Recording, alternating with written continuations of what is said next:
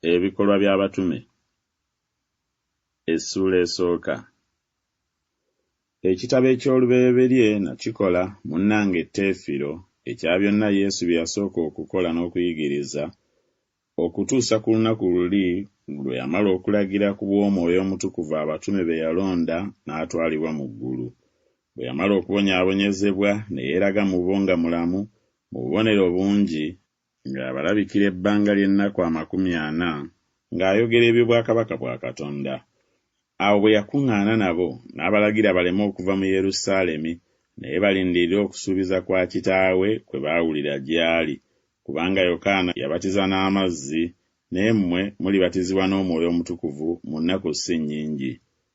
Awo bwe baakuŋŋaana ne bamubuuza nga bagamba nti, Mukama waffe, mu biro bino mw'onookomezaawo obwakabaka eri Isirayiri?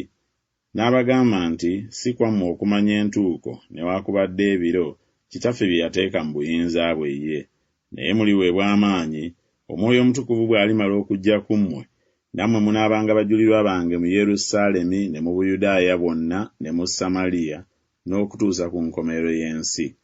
Bwe yamala okwogera ebyo nga batunuulira, n'asitulibwa, ekire ne kimutoola okumuggya mu maaso gaabwe. Bwe baali beekaliriza amaaso mu ggulu bw'agenda, laba, abantu 2 ne bayimirira kumpi nabo nga bambadde engoye ezitukula, abaayogera nti, abantu b'e Ggaliraaya, kiki ekibayimiriza nga mutunuulira mu ggulu? Oyo Yesu abaggiddwako okutwalibwa mu ggulu alijja bw'atyo nga bwe mumulabye ng'agenda mu ggulu. Ne bakomawo e Yerusaalemi okuva ku lusozi oluyitibwa olwa Zeyituuni oluli okumpi ne Yerusaalemi ng'olugendo olw'oku Ssabbiiti. Awo bwe baayingira ne balinnya mu kisenge kya waggulu we baatuulanga. Peetero ne Yokaana ne Yakobo ne Andereya, Firipo ne Tomasi, Bartolomaayo ne Matayo, Yakobo omwana wa Alufaayo, ne Simooni Zerote, ne Yuda omwana wa Yakobo. Abo bonna baali nga banyiikira n'omwoyo gumu mu kusaba wamu n'abakazi ne Maliyamu nnyina Yesu ne baganda be.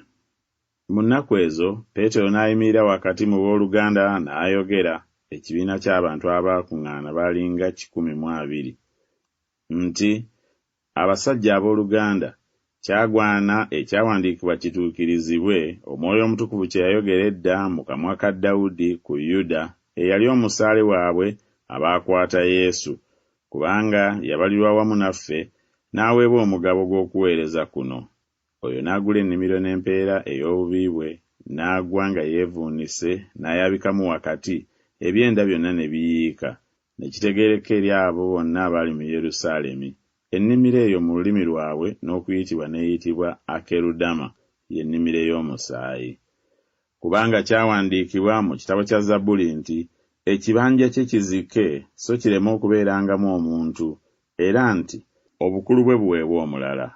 Kale kigwanye mu bantu abaayitanga naffe mu biro byonna bwe yayingiranga n'ava nga gye tuli Mukama waffe Yesu, okuva ku kubatiza kwa Yokaana okutuusa ku lunaku lwe yatuggyibwako, omu ku abo abeera omujulirwa w'okuzuukira kwe awamu naffe.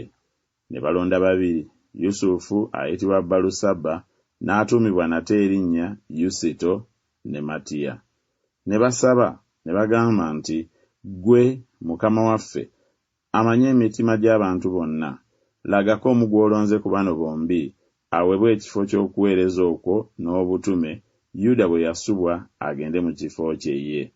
Ne babakubira obululu, akalulu ne kagwa ku Matiya, n'abalirwa wamu n'abatume 11.